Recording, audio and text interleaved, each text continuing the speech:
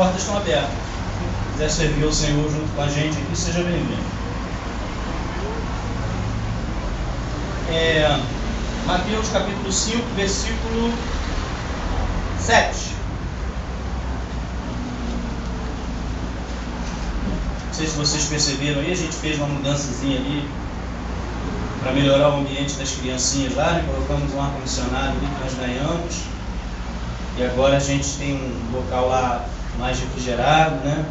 Um ambiente mais agradável, as crianças estão sendo abençoadas, né? E cada dia vai melhorando, né?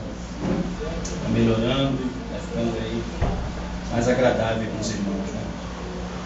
Sabe, futuramente a gente tenha também para nós um ambiente melhor, né? Não que esteja ruim, não. À medida que a gente pode melhorar, é legal.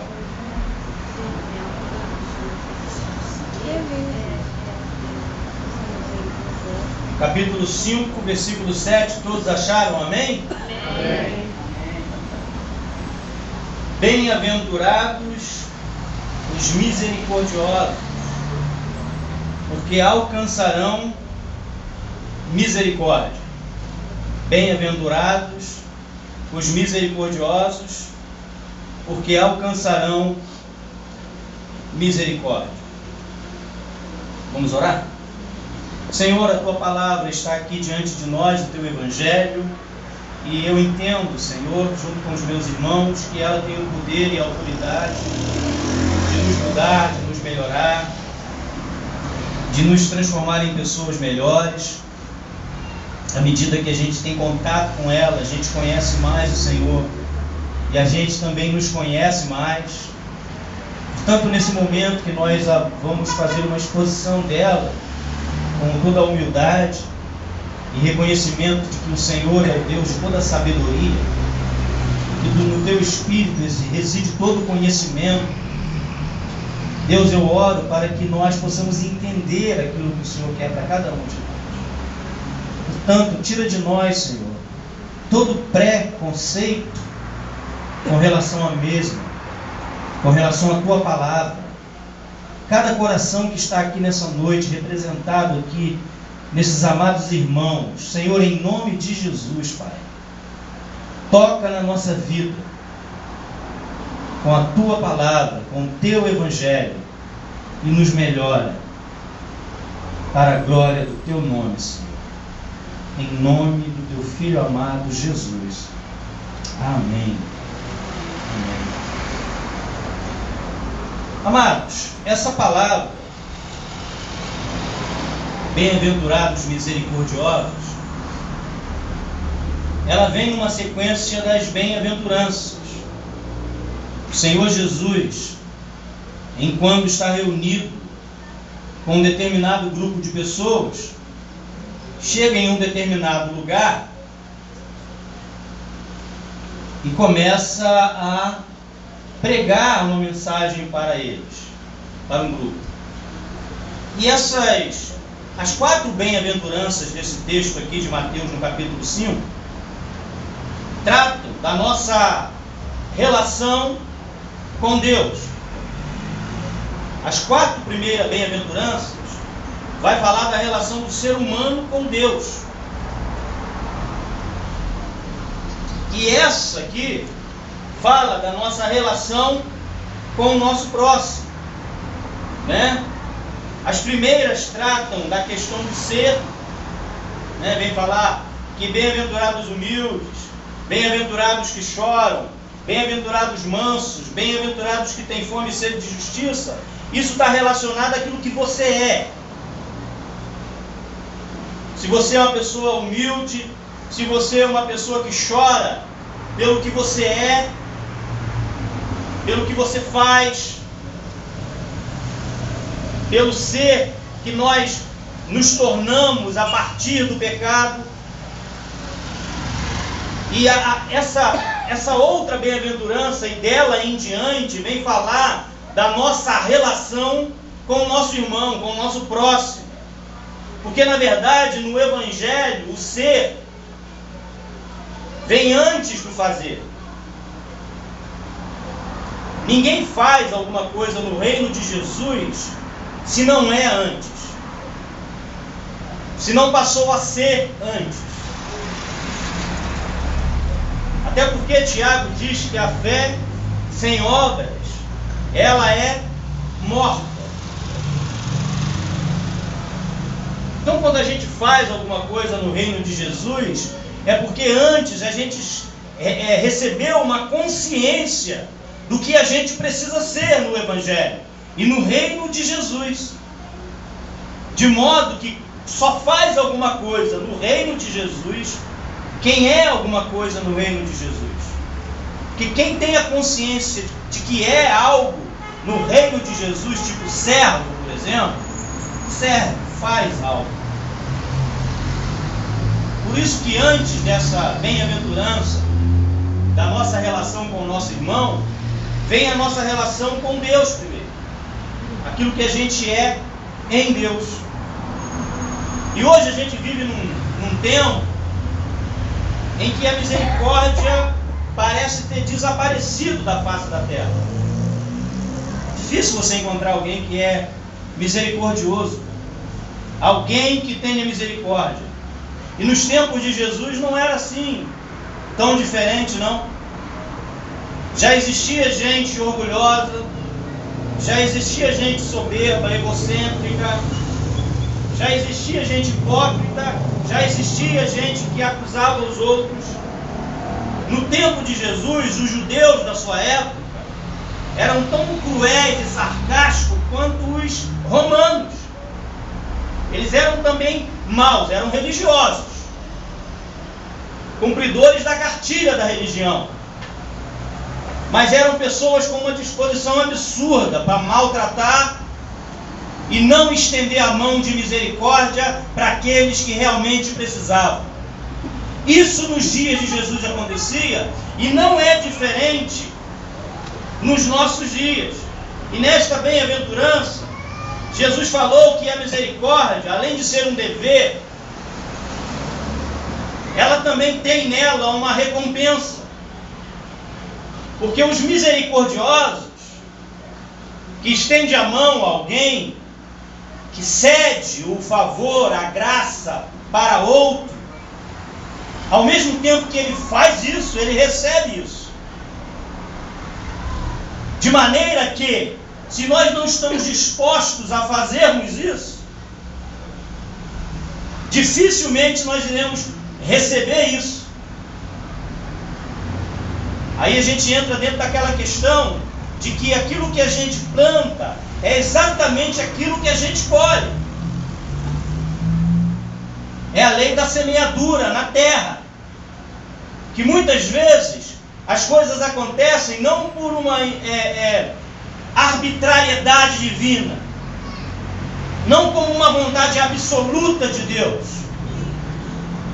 porque existem as vontades de Deus, aquela que é absoluta, que é imutável, que ninguém vai mudar nunca, que é inegociável.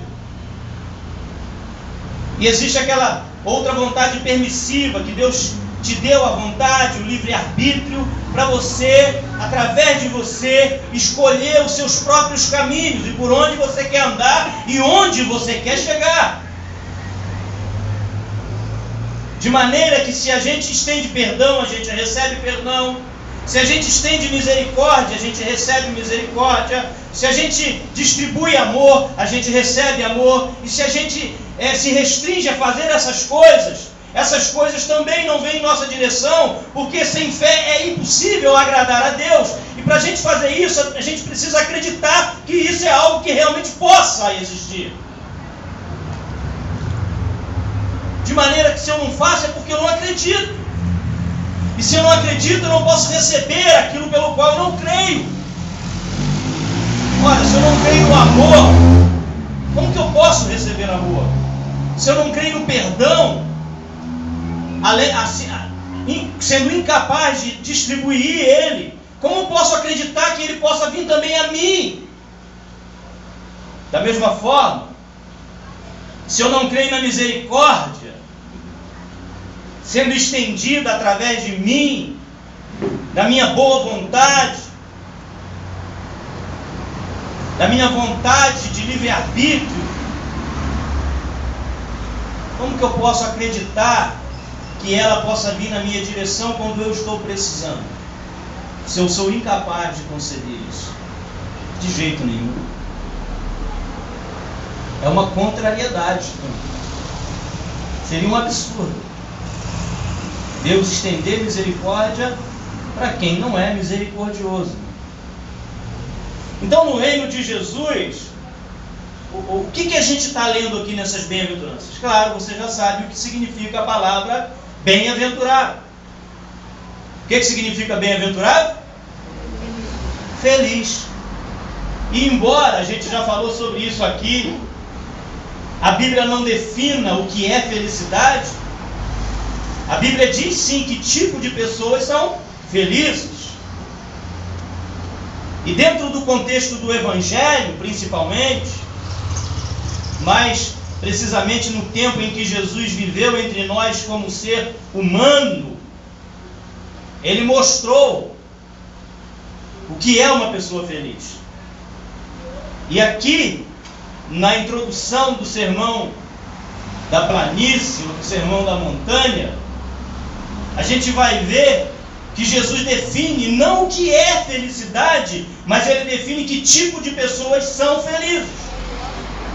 E no reino dele, no reino de Jesus, é impossível uma pessoa ser feliz sem que se preocupe com a felicidade do próximo. No reino de Jesus só é feliz aquele que se preocupa com a felicidade do irmão. E é uma contradição dentro da igreja, principalmente evangélica hoje. Não vou nem falar das outras. Vou falar dessa que nós estamos. Mas é uma contradição porque hoje a igreja evangélica busca felicidade para ela. A gente vê isso em todas as campanhas que são feitas e realizadas pelos templos espalhados pelo Brasil. Eu vou porque eu quero ser feliz. E Jesus está falando, bem-aventurado os misericordiosos. E ser misericordioso é pensar na felicidade alheia. É pensar na felicidade do irmão. Feliz é aquele que se preocupa com a felicidade do outro.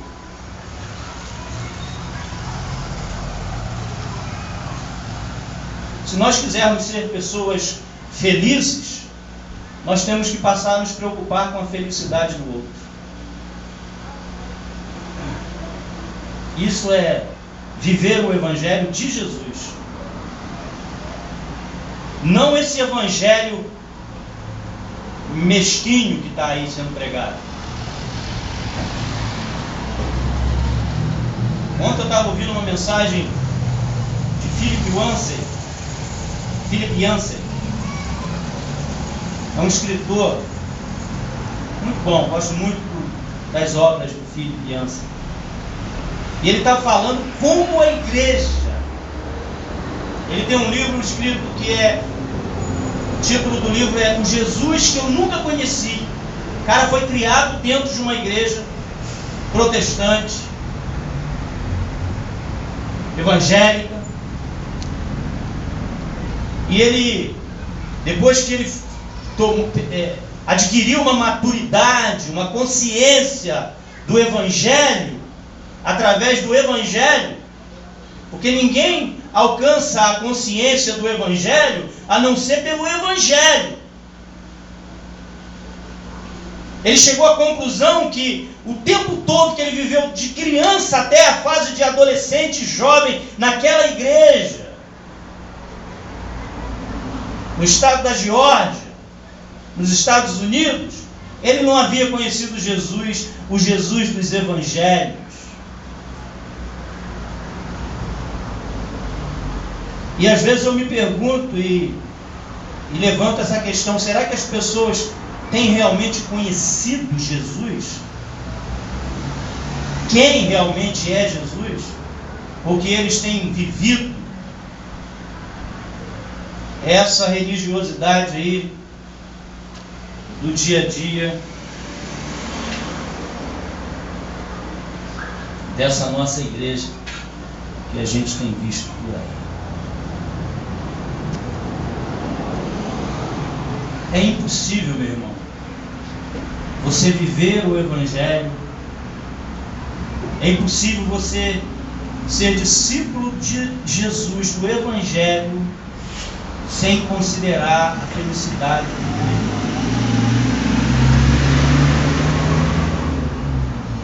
No Evangelho de Lucas, no capítulo 6, que Jesus vai falar essa mensagem em Lucas, Jesus diz que essa mensagem é direcionada, sabe a quem? Aos seus discípulos. Sabe por quê? Porque quem não é discípulo do Evangelho nunca vai ser misericordioso. Quem não é discípulo de Jesus, que faz parte apenas da massa, da multidão, não exerce misericórdia. Por isso que lá em Lucas ele apresenta esse sermão para os seus discípulos, porque ele sabe que só os seus discípulos executam essa tarefa de amor.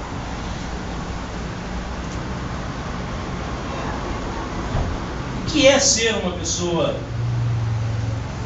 misericordiosa? Num conceito bíblico, misericórdia é lançar o coração na miséria do outro, é estar pronto em qualquer tempo para aliviar a dor do irmão. Quando alguém pede socorro, você está disposto. Isso é ter misericórdia.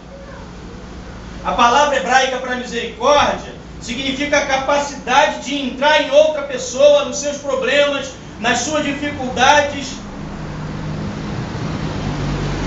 e fazer parte dessas dificuldades, olhar com os seus olhos a dificuldade alheia, pensar com a sua mente o problema do irmão, sentir com o seu coração.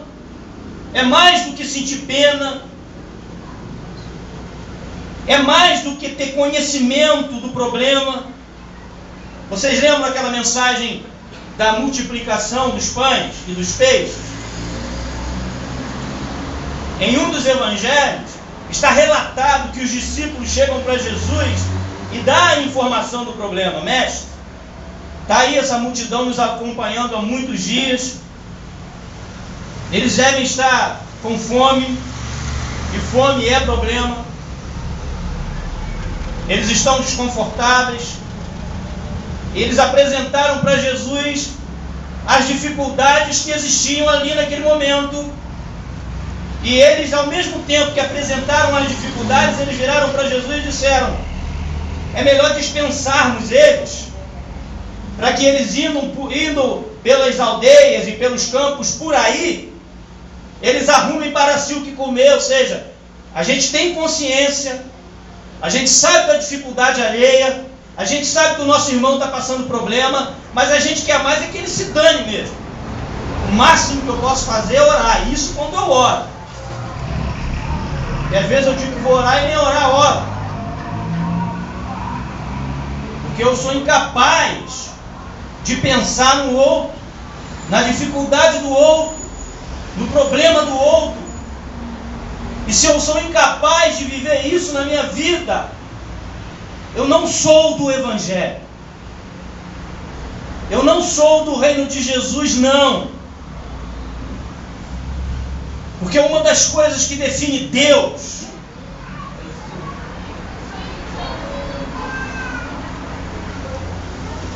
porque as pessoas ficam muito preocupadas, em definir Deus. E principalmente nas escolas de teologia sistemática, a gente abre principalmente os livros de teologia sistemática, e a gente tem as diversas definições de Deus. E os livros de teologia sistemática começam com palavras absurdas, grandes, difíceis, onipotente, presentes, oniscientes, absurdo. E as pessoas tentam definir Deus a partir de atributos ou então a partir de nomes. E quando nós olhamos para o Evangelho, a gente define Deus, sabe onde? Na pessoa de Jesus. Quando Ele mesmo afirma: eu e o Pai somos um. Quem vê a mim, vê ao Pai. Então, ao invés da gente ficar nas nossas escolas, ou dentro das nossas instituições, buscando termos absurdos para definir Deus, é só a gente olhar para a pessoa de Jesus que a gente vai definir Deus da forma mais simples. Deus é amor, é misericórdia, é perdão estendido, é compaixão, é abraço, é consideração. Aí a gente sai do absurdo, do inalcançável, e a gente traz Deus para uma realidade simples.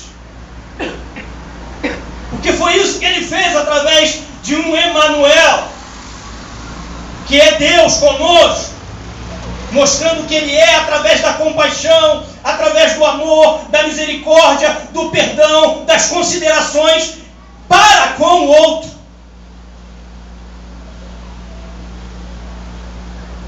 De modo que quem tem hoje a responsabilidade de apresentar Deus, não de forma absurda, abstrata, mas simples, é a igreja, são os discípulos, aqueles que dizem que são filhos dele e que o conhecem. E uma das características de apresentar Deus através de nós é estendendo sim a misericórdia.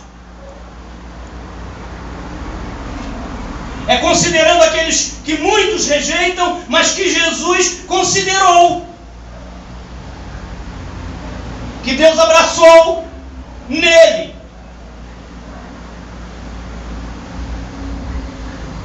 Aí a gente é do Evangelho. Fora isso, a única coisa que o ser humano é, membro de uma instituição eclesiástica, e mais nada.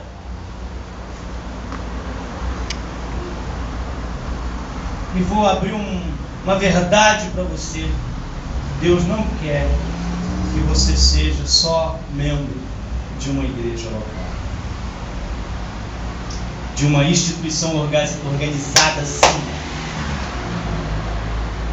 a partir de um clero, de um dogma, de um templo, de um culto. Deus quer que você se apresente como um ser compassivo, misericordioso, porque é isso que Ele diz em tua palavra: misericórdia quero, e não culto, sacrifício, permanência, presença. Que não vale a pena, meu irmão. Não vale a pena a gente viver todo esse estereótipo, essa indumentária espetacular, histórica, de 1700 anos, que depois desse cristianismo constitucional, constantiniano, institucionalizado, fechado, colocado dentro de um local, o Evangelho deixou de ser Evangelho, o Evangelho do caminho, o Evangelho enquanto vida, o Evangelho enquanto existência, e passou a ser essa coisa horrível, horrenda, absurda, que Deus está do lado de fora, batendo a porta, querendo há 1700 anos, aí de vez em quando se levanta um louco de Jesus e diz: olha, não é assim.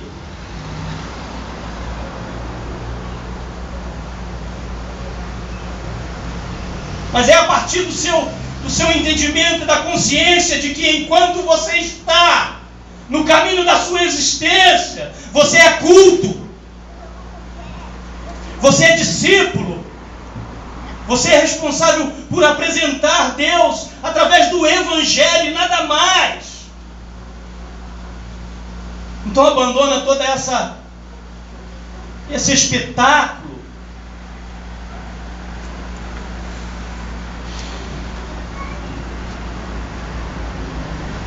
e viva uma vida realmente de discípulo do Evangelho.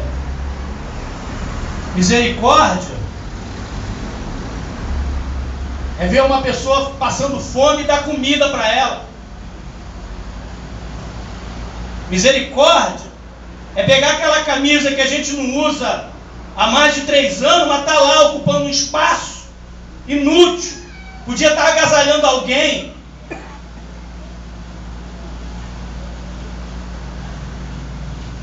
Mas enquanto isso, a igreja vai se reunindo por aí. Enquanto tem gente pedindo pão, me dê de comer. Água, me dê de beber. Vem me ver, vem me visitar. Estou preso, estou doente, estou carente.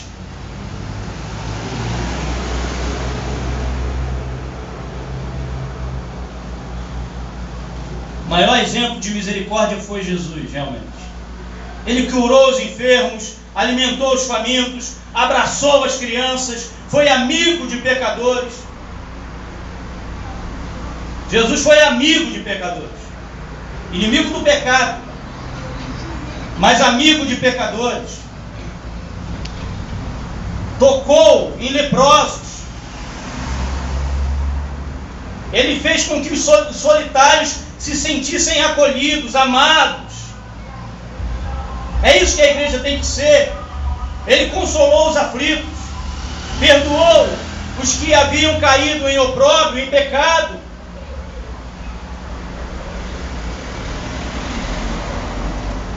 A fonte da misericórdia é Deus. Quando nós não somos misericordiosos, é porque a gente não está indo buscar na fonte certa. Porque Deus é a fonte de misericórdia.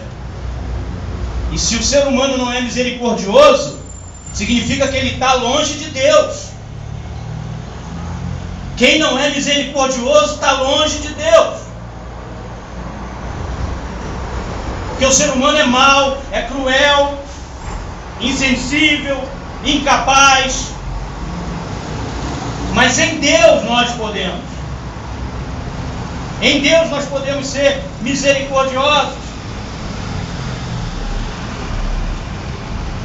E existem vários tipos de misericórdia. Existe aquela misericórdia que é estendida à alma do ser humano. É uma esmola, entre aspas, espiritual. Alguém que está precisando de uma visita sua.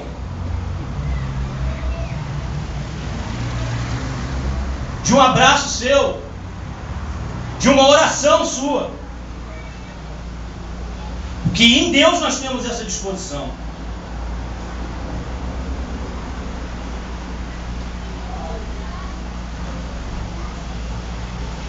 Nós podemos demonstrar misericórdia à alma das pessoas chorando com elas.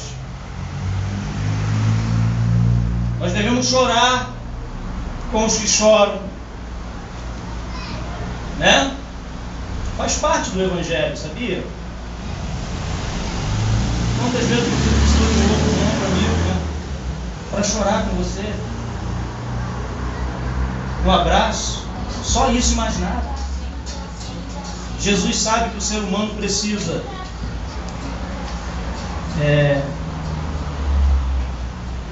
disso. Nós estendemos misericórdia quando nós advertimos o nosso irmão em amor através do seu sobre o seu mau caminho, sobre o que ele está praticando de errado, advertindo os pecados, as intenções malignas, falar o que ele está fazendo de errado com amor. Isso é estender misericórdia, chamando as pessoas ao arrependimento através da apresentação do Evangelho.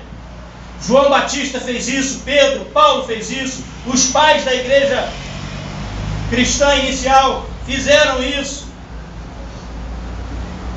Chamar as pessoas ao arrependimento é um ato de misericórdia. Devemos ser misericordiosos com o nome dos outros. Nome dos outros. O bom nome vale mais do que riquezas. Esta é uma das maiores bênçãos que você tem, o seu nome, quem você é. A Bíblia diz que garganta do ímpio é como um sepulcro que enterra o bom nome das pessoas. Olha só o que diz. Presta atenção. A garganta do ímpio, a boca do ímpio, é como um sepulcro que enterra o bom nome das pessoas. É uma crueldade destruir o nome de uma pessoa. Defamar, tirar a fama, é uma crueldade. E o fundamento dessa falta de misericórdia, quando a gente se reúne não para orar uns pelos outros, mas para meter malho. Sei que aqui não tem crente que faz isso, fala mal do pastor, fala mal do irmão, mas onde estiver, isso é fruto de orgulho. O orgulho não aceita que outros sorriem. O orgulho se entristece com a vitória do outro. O orgulho sempre tenta diminuir a reputação do outro.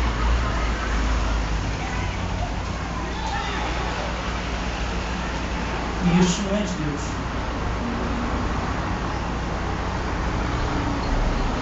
Um outro fundamento dessa falta de misericórdia é a inveja. Inveja. O invejoso é aquele que deseja o que é do outro, o lugar do outro, a reputação do outro. E se entristece não porque não tem, mas porque o outro tem. E no reino de Jesus não tem dessas coisinhas.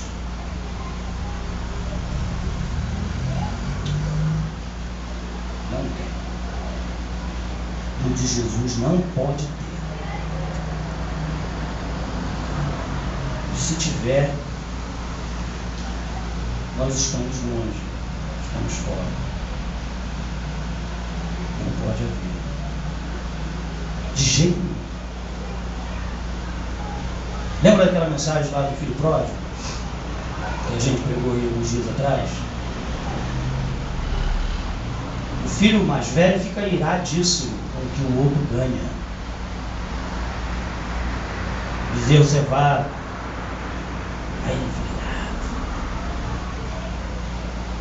O que é teu, o que é do teu irmão, fica tranquilo.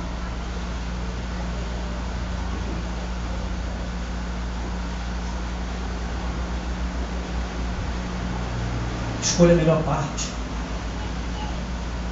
Fique aos pés de Jesus. Aproveite o tempo com o Pai. Por tanto tempo estás comigo, meu filho.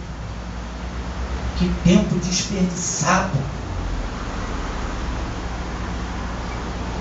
Uma vida desperdiçada.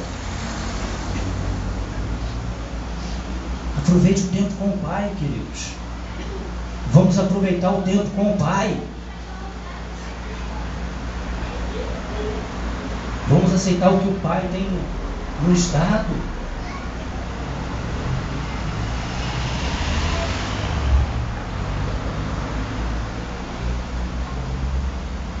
que maneira as pessoas manifestam essa falta de misericórdia?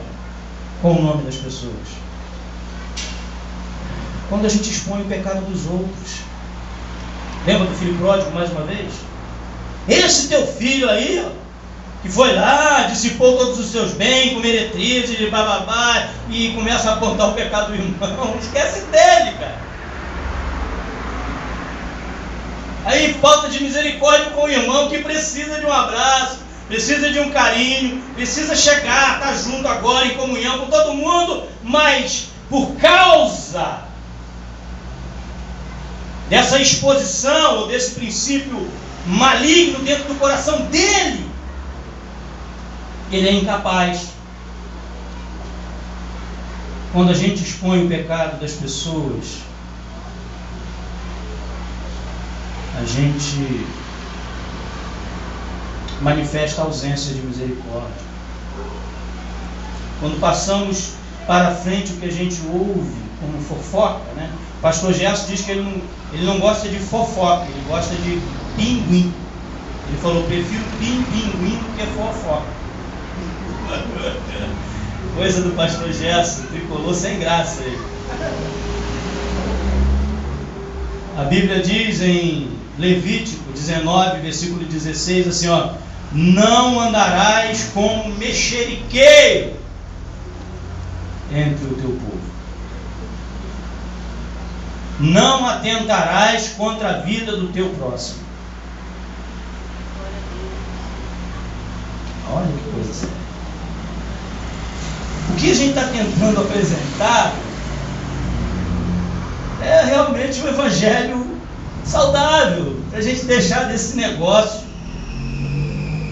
dessa coisa aparente. Isso aqui é para todos nós. Talvez a gente esteja pensando: pô, fulano tinha que estar aqui. Não, é para você mesmo, para mim.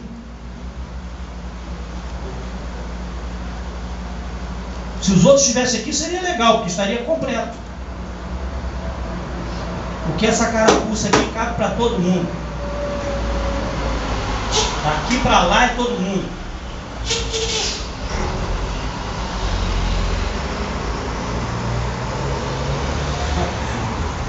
Então, o termo que diz aqui é: o pau que bate Chico, bate também Francisco, né? Eu sou o Francisco da história. Eu sou o Francisco da história e você é o Chico.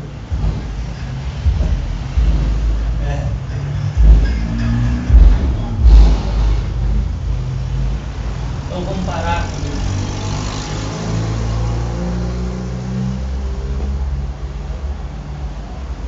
Tem um corinho antigo, antigo pra caramba. Pentecostal.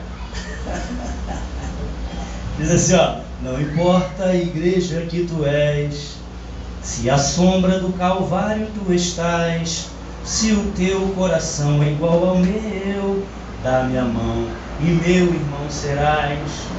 Dá-me a mão, dá-me a mão, dá-me a mão e meu irmão serás. Dá-me a mão, dá-me a mão, dá-me a mão e meu irmão serás. Igreja de Jesus é quem vive isso.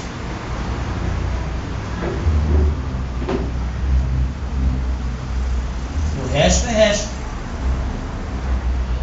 É refúgio do Evangelho. Se é que existe refúgio do Evangelho. Eu acho que não existe refúgio do Evangelho, não. Retiro o que eu disse. Corta essa parte aí, Johnny. Brincadeira, não corta não. Quando diminuímos o valor e a dignidade das pessoas, falta-nos misericórdia quando ressaltamos as falhas e não destacamos as virtudes, quando nos silenciamos diante da calúnia a outras pessoas. Quando alguém chegar para você e começar a falar mal de um irmão, falou: irmão, poxa, tá certo, mas a gente também, né? Vamos lá e convenhamos, né? Nós estamos tudo dentro de uma mesma panela, dentro do mesmo barco. Pensa direitinho.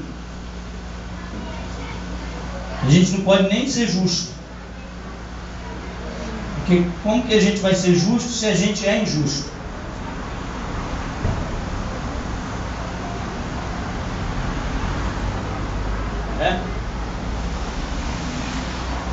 Devemos ser misericordiosos com aqueles que já estão feridos. Pisar naqueles que já estão no chão não é a melhor solução. Quem está no chão precisa de recursos, precisa de ajuda. Devemos ser misericordiosos com aqueles que nos ofendem. Te ofendeu? Não rebata. Lembra de Estevão? Apedrejado até morrer. Bem-vindo ao Evangelho. Bem-vindo ao Evangelho de Jesus.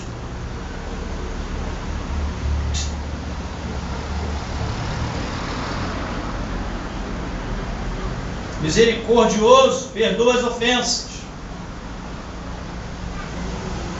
Perdoa as ofensas. Ele não registra mágoas, não guarda rancor, não armazena ira, não, ele perdoa, vence o mal com o bem. Evangelho de Jesus. Quem não perdoa não pode ofertar. Está ali. Quem não perdoa não pode ofertar.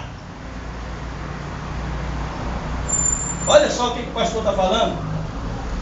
Ao contrário, tem gente que está falando que você trazer oferta de qualquer maneira. Quem não perdoa não pode ofertar. Quem não perdoa não pode adorar. Quem não perdoa não tem paz. Quem não perdoa adoece. Quem não perdoa é afragelado e nunca pode receber perdão.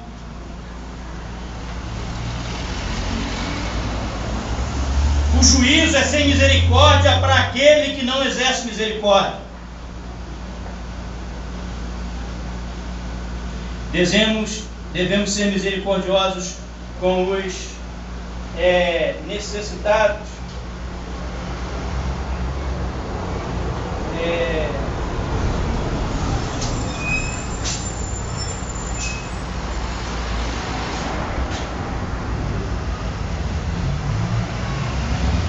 Devemos ser misericordiosos porque a prática das boas obras é o grande fim para o qual fomos criados. Sabe para que você foi criado? Fui criado para ir na igreja domingo. Não. Efésios capítulo 2, versículo 10.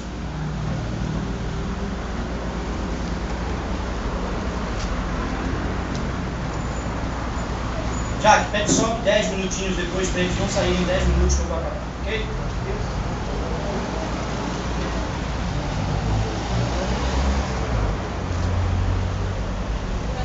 2:10, pode ler para mim alguém, por favor?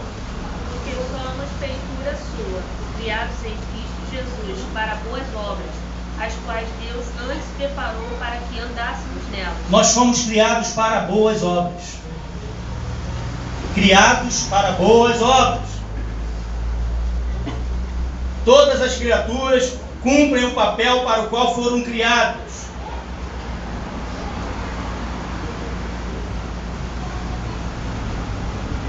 As estrelas brilham. Os pássaros cantam, não em gaiola. Quem gaiola ele não canta não, chora. E quem está preso chora, não canta. Por isso que eu acho que o crente não pode prender passarinho em gaiola. Solta o bicho. Deus criou ele para viver voando. O pior castigo com um passarinho é uma gaiola. Ô Diego, você gostou de ficar engaiolado? Você foi criado para viver livre. Solto. É igual passarinho, mas não é gaiola. Não. De jeito nenhum. As plantas produzem segundo a sua espécie. Sabe o que isso significa? Que a natureza serve de alguma forma. Tudo que foi criado por Deus, meu irmão, foi criado para servir. Criado para servir. Aquele que cumpre a sua missão, cumpre-a servindo, com a prática de boas obras, praticando bem, estendendo a mão, sendo misericordioso. O que Deus fez para servir. É tão maravilhoso um pássaro cantando, não é? É tão maravilhoso a planta produzir, está servindo a gente. Os luzeiros nos servem, o sol nos serve, a lua nos serve, o mar nos serve, a terra nos serve, e nós servimos a quem? A gente maltrata aqueles que nos servem. A gente maltrata a terra que nos serve, as plantas que nos servem, o ar que nos serve, Deus que veio nos servir, o irmão que nos serve.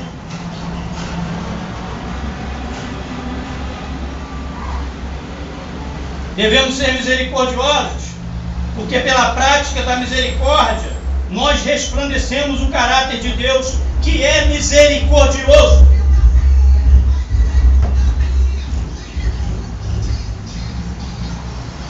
Devemos ser misericordiosos, porque a demonstração de misericórdia é um sacrifício agradável a Deus.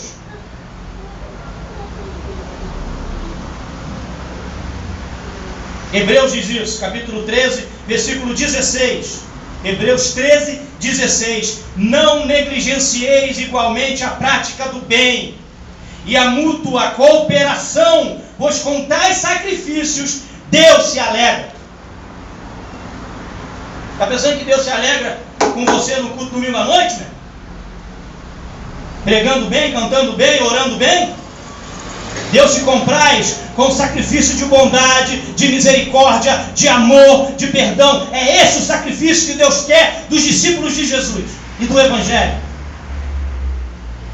Só. O resto é cumprimento, como a Denise colocou aqui no começo do culto. Só se reúne para se alegrar pelo bem que praticou durante a semana, com orgulho de ser discípulo do Evangelho de Jesus. Devemos ser misericordiosos, porque um dia daremos conta da nossa administração. A um deu 10 talentos, a um deu 5 talentos, a um deu 1 talento, e cadê a conta? O resultado da bondade que deveria ser estendida, da mansidão, da prática do bem, da longanimidade, do domínio próprio.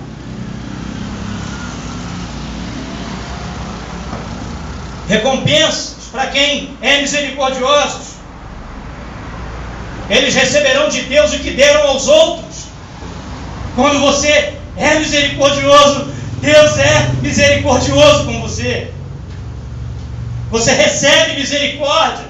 Se você não é, você não recebe. Pense nisso, meu irmão.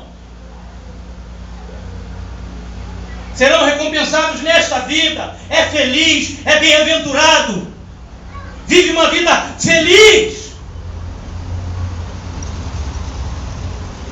É feliz com Jesus, porque vive a prática do Evangelho. Bem-aventurado os misericordiosos. Feliz. Agora.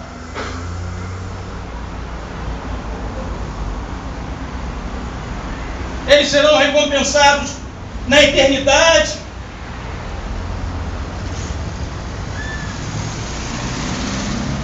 Vão receber de Deus uma boa dádiva, um bom presente, porque amou, porque perdoou, porque foi bom, porque foi um Jesusinho,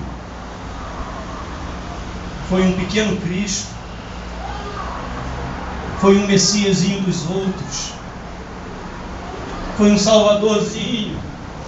Entenda a minha colocação. É isso que você tem que ser, meu.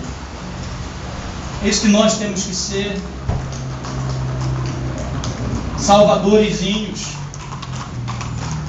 pessoas boas, misericordiosas. Seu coração é misericordioso. Você sente a dor do outro. Abre o coração, a mão, o bolso. Traz leite para o enfermo. Você se importa com as almas que perecem? Se importa com a reputação das pessoas? Você tem usado o que Deus te deu para abençoar as pessoas? O mundo tem sido melhor porque você existe?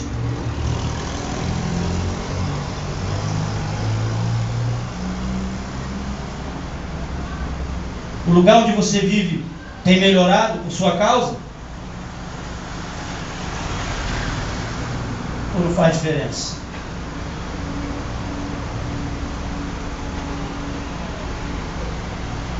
Pense nisso, tá? Vamos orar?